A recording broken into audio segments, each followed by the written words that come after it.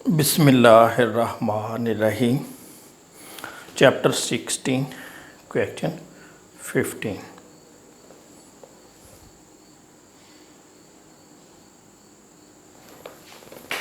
चलिए जी।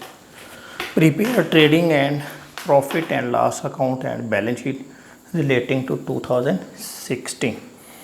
हमारा accounting year start हो रहा है 1 जनवरी 2016 से 31 दिसंबर 2016 तक।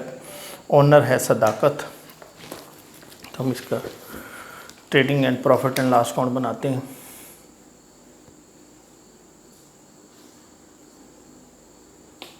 Mister Sadaqat, trading and profit and loss account for the year ended 31st December 2016।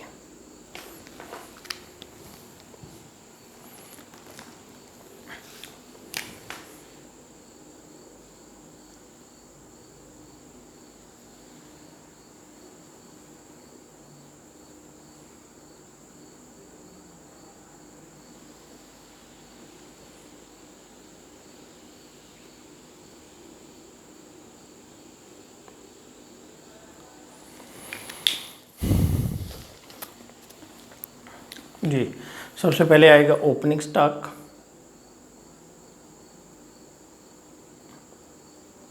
Purchases,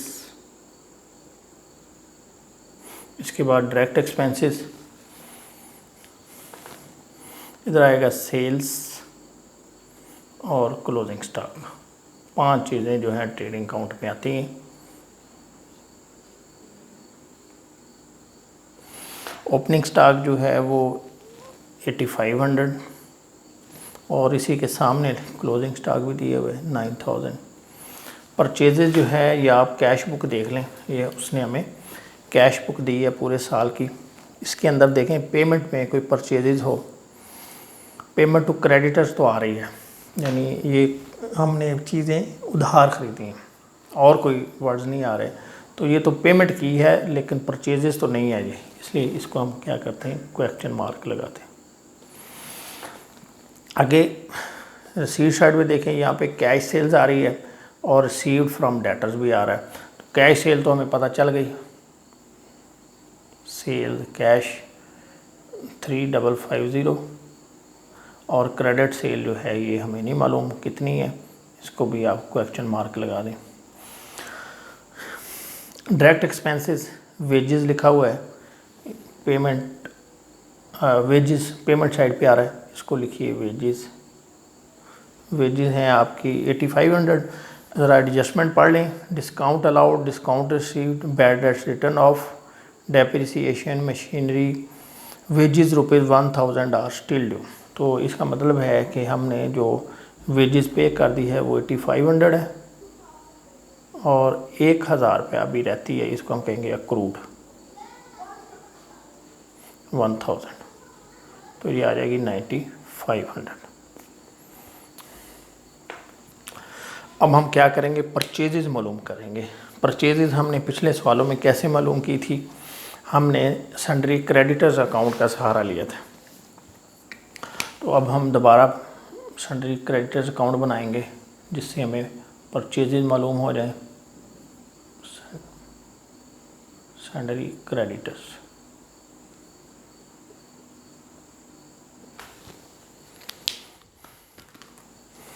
ji, sundry creditors का जो बैलेंस होता है क्रेडिट बैलेंस होता है।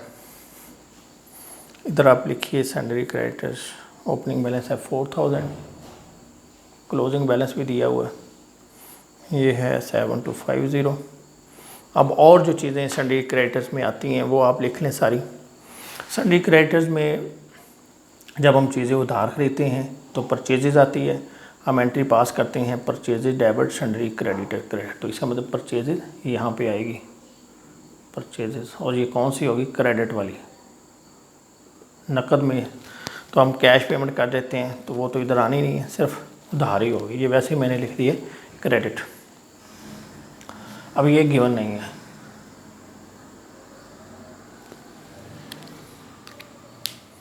आगे चलें, और क्या चीज़ इसमें आती है, जब हम क्रेडिटर्स को पेमेंट करते हैं फिर हम क्या करते हैं, sundry creditors debit cash credit.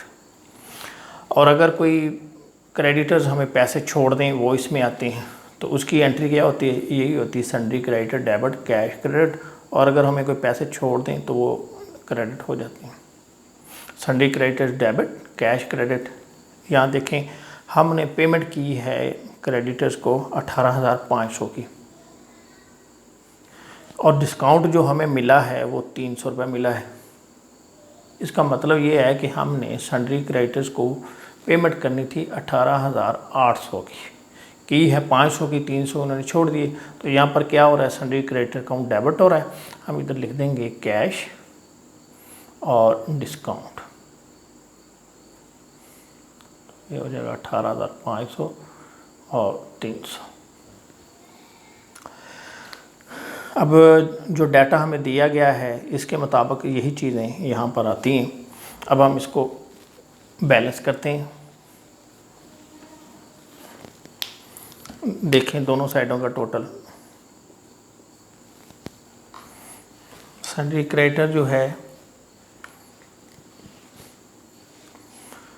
ये साइड 18,800 और 7250, ये आ रहा है 26050।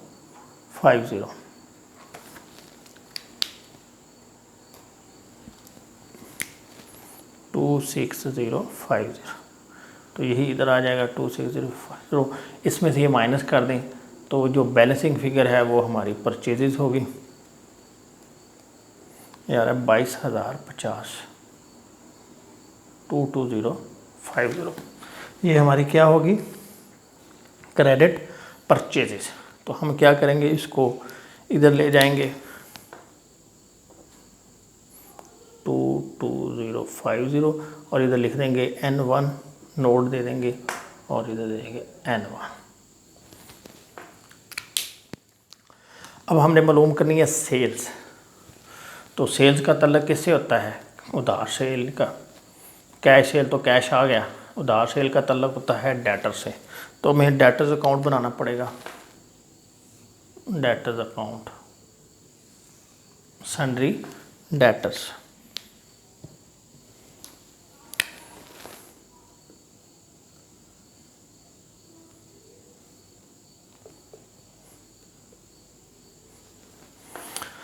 सन्ड्री डेटर का जो बैलेंस होता है डेबिट होता है, आप लिखिए 10050। क्लोजिंग बैलेंस आपका है 10650। अब इसमें देख लें क्या क्या चीज़ें आती हैं। उधार सेल आती है जब हम एंट्री पास करते हैं डेटर्स डेबिट सेल्स क्रेडिट, तो इसका मतलब सेल्स यहाँ आएगी, डेटर्स डेबिट सेल जो हमें नहीं दी गई। इसके बाद हम जब उनसे पैसे लेते हैं डेटर से तो हम एंट्री पास करते हैं cash debit sundry debtors credit. तो अगर हम उनको कोई पैसे छोड़ दें तो वो भी इधर ही आते हैं, यहाँ पर डिस्काउंट लिखा जाता है। यहाँ पे देखें हमने पैसे कितने लिए हैं डेटर से 38650 और यहाँ पे देखें हमने डिस्काउंट कितना अलाउ किया 450। तो डैट मीन्स कि हमने सन्ड्री डेटर से जो लेने थे पैसे वो थे 39,100। तो सन्ड्री डेटर्स जो है क्रेडिट हो जाएगा दो फिगरों से, एक कैश से और एक आपके डिस्काउंट से। ये है 38650 और डिस्काउंट 450। एक और चीज़ जो इफेक्ट होती है जिससे सन्ड्री डेटर अकाउंट इफेक्ट होता है एक एंट्री, वो होती है बैड डेट्स की। जब भी कोई बैड डेट्स होते हैं हम एंट्री पास करते हैं bad debts debit sundry debtors credit, तो वो भी आ रही है इधर। तो इससे क्या मतलब कि यहाँ पर बैड डेट्स भी आ जाएंगे। कितने हैं ये 500। अब जितनी पॉसिबल जो चीज़ें आनी थी सन्ड्री डेटर्स में वो तकरीबन सारी आ गई हैं। अब हम क्या करेंगे, बड़ी साइड का टोटल करेंगे पहले 38650 प्लस 450 प्लस 500 प्लस 10650, ये आ रहा है 50250। इसमें से ये माइनस कर दें 10,050, तो ये आ रहा है 40,200 बैलेंसिंग फिगर। इसको हम लिखेंगे बैलेंसिंग फिगर, और इसको उठाकर हम यहाँ ले आएंगे 40200, और इसके साथ आप ये लिख दें N2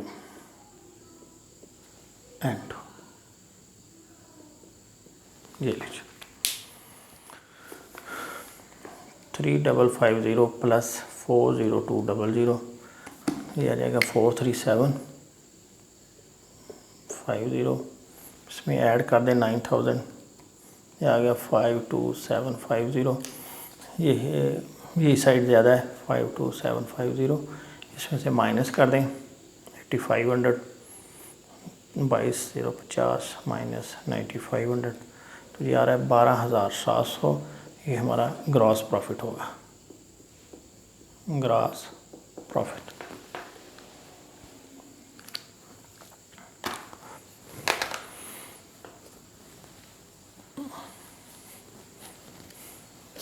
अब हम निकालेंगे नेट प्रॉफिट।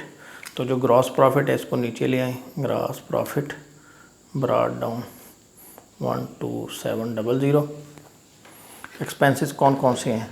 सबसे पहले आ रहा है सैलरीज है 8000। आगे है एक्सपेंसेस 6000 लिखा हुआ है। इसकी एक एडजस्टमेंट भी हमें नज़र आ रही है।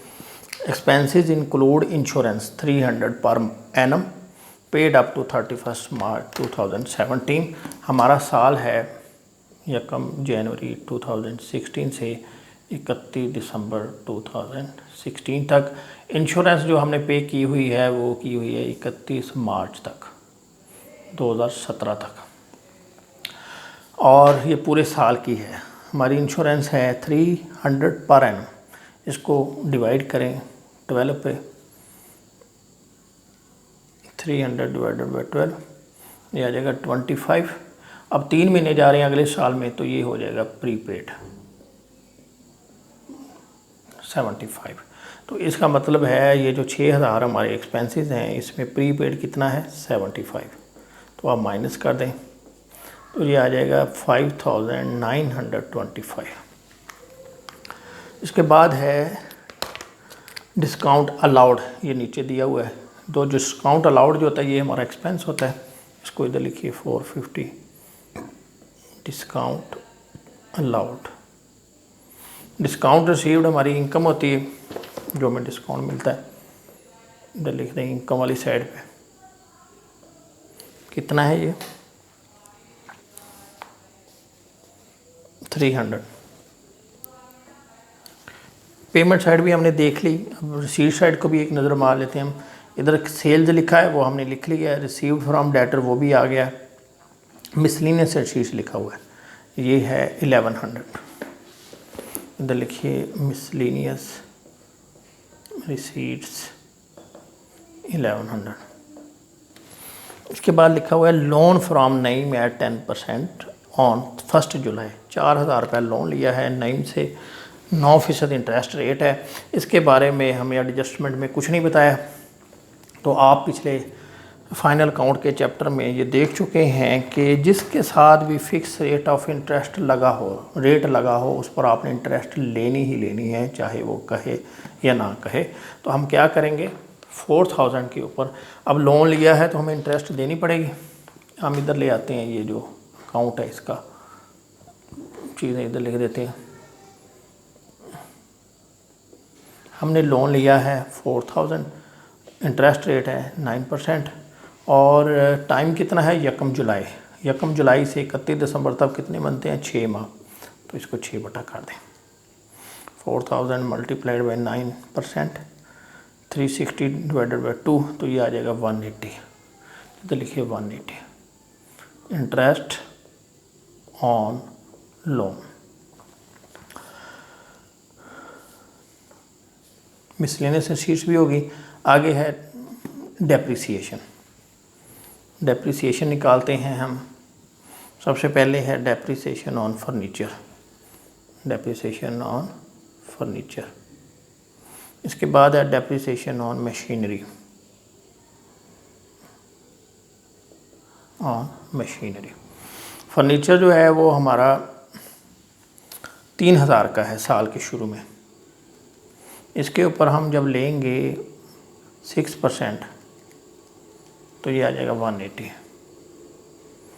मशीनरी जो है वो एक तो हमारे पास साल के शुरू में पड़ी हुई है 14,500 की, इस पर तो पूरे साल की डेप्रिसिएशन होगी 10%।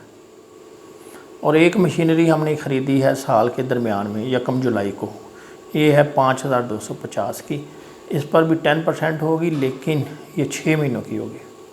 तो आप ले लें 14500, इस पर 10% लें तो ये आ जाएगा 1450। और 5250 पे जब लेंगे 10% तो इसको डिवाइडेड बाय 2 करें तो ये बन जाएगा 262.5, इसको हम राउंड कर लेते हैं 263। तो अब 263 प्लस ये जो है 1450, ये आपकी डेप्रिसिएशन इसके ऊपर चार्ज होगी मशीनरी के ऊपर। और ये वर्किंग है, इसका आप एक नोट बना लें, इधर लिख दें N3 कितनी 1710। यानी जब हम इसको 263 को ऐड करेंगे तो ये 1713 आ जाएगा। अब पॉसिबली हमने तमाम चीज़ें लिख ली हैं, अब हम इसका टोटल करते हैं।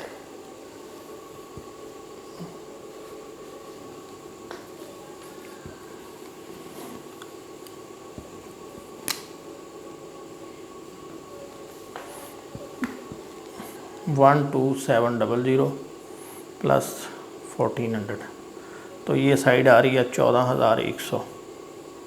अच्छा इधर देखें, ये साइड बढ़ गई है, ये देखें 8,000 और ये तकरीबन 14 और ये तकरीबन 1700, यानी ये साइड ज़्यादा है। तो पहले हम इसका टोटल करते हैं 8000 plus 5925 plus 450 plus 180 plus 180 plus 1713, तो ये आ रहा है 16448। एक चीज़ जो है जो हमसे इधर स्किप हो गई है वो हम लिखना भूल गए। एक था ये डिस्काउंट, वो हमने लिख लिया, इस तरह डिस्काउंट रिसीव्ड वो हमने इनकम लिख ली, ये नहीं लिखा बैड डेट्स 500, इसको भी लिखना पड़ेगा। लिखिए बैड डेट्स 500। अब जब हम इसका टोटल करेंगे तो ये आ जाएगा 16948। दूसरी साइड का टोटल था 14,000, ये 16,000। इसका मतलब है ख़र्चे हमारे बढ़ गए हैं, इनकम कम है। ये सवाल आगे कंटिन्यू करेगा। तो क्या होगा जब हम इसमें से माइनस करेंगे 14100, तो आपका जो लॉस है ये आ जाएगा 2848, यानी ये साइड ज़्यादा है, ये कम है। इधर आप लिख दें 2848 और इसको लिख दें नेट लॉस, और जो आपका आंसर है ये भी 2848 ही है। ये आपका बन गया trading and profit and loss account.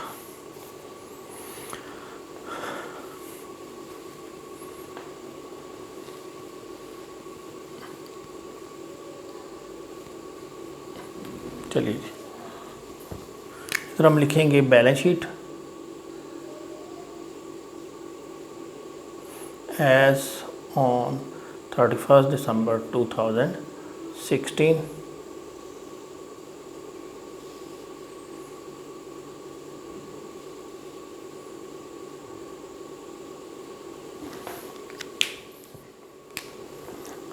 Assets, liabilities.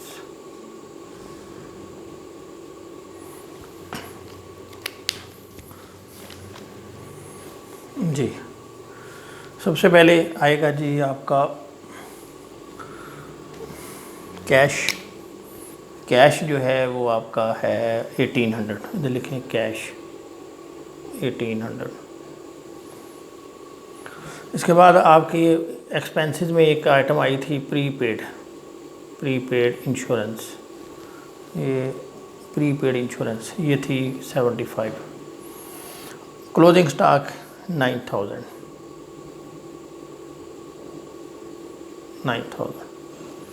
इसी तरह सन्ड्री डेटर्स जो हैं ये हैं आपके 10650।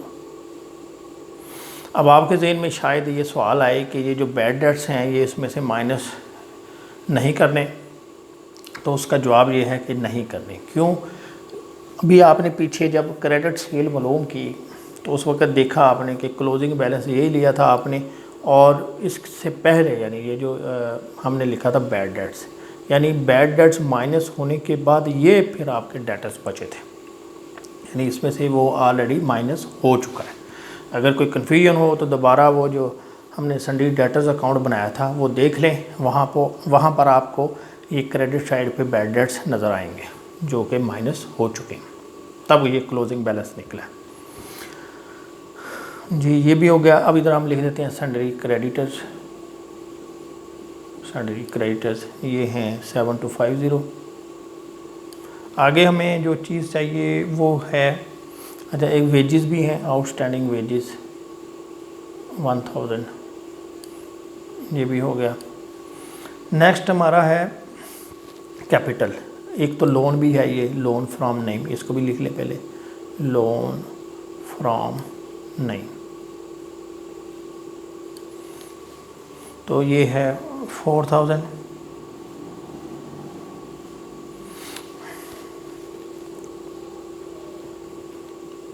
इसके ऊपर जो है इंटरेस्ट जो बनता था वो हमने पे नहीं किया। ये देखें आपके सामने कैश बुक है, साल क्लोज़ हो गया और बाद में उसने हमें ये बताया कि बल्कि बताया भी नहीं, खुद ही हमने क्या किया था 9% इंटरेस्ट ले लिया था 6 माह का। तो अब वो इसका मतलब पेड नहीं है। तो क्या होगा, इधर आप लिखिए लोन फ्रॉम नेम, इधर लिख दें इंटरेस्ट आउटस्टैंडिंग, और ये आया था आपका 4000 पे 9%,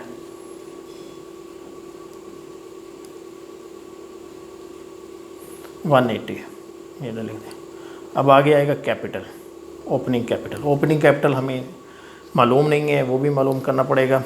इस साइड को देख लें आप, मशीनरी आएगी, फर्नीचर आएगा।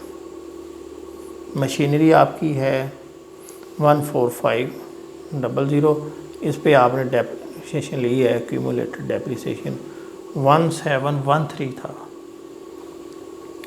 1713, इसको माइनस कर दें,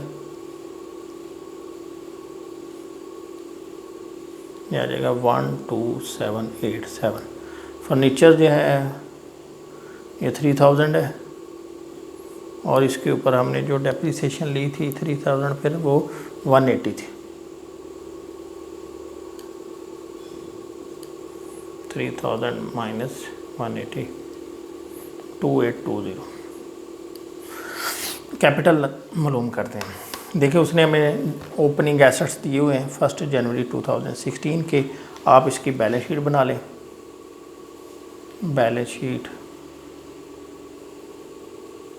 as on 1 January 2016।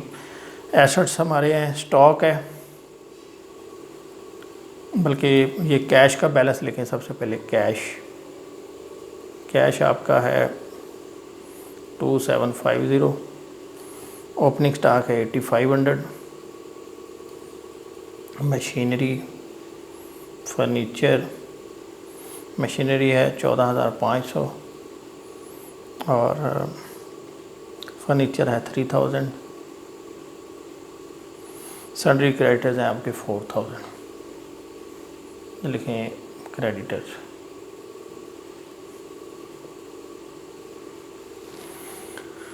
$2750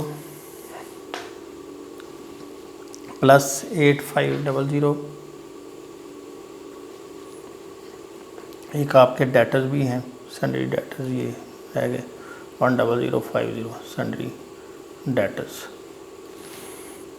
2750 plus 85 plus 14500 plus 13,050, ये आ जाएंगे 38800, इसमें से माइनस कर दें 4000 तो ये आ जाएगा 34,800। ये आपका कैपिटल आ जाएगा बैलेंसिंग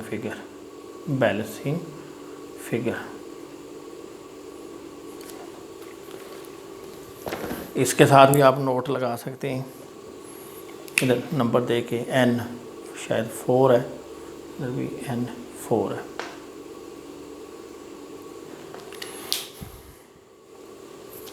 अच्छा, मशीनरी जो है यहाँ पर एक छोटी सी मिस्टेक हो गई। मशीनरी हमारी थी 14,500 और ये हमने ख़रीदी भी है 5,250। तो आप क्या करें, 14,500 इसमें प्लस कर दें 5,250, तो ये आ जाएगा 19,750। 19,750। अब माइनस करते हैं इसको, 17 13 18,037। कैपिटल आपका है 34,800। इसमें आप ऐड करें नेट प्रॉफिट, बल्कि सॉरी इसमें लॉस है, आप इसको माइनस करें नेट लॉस को।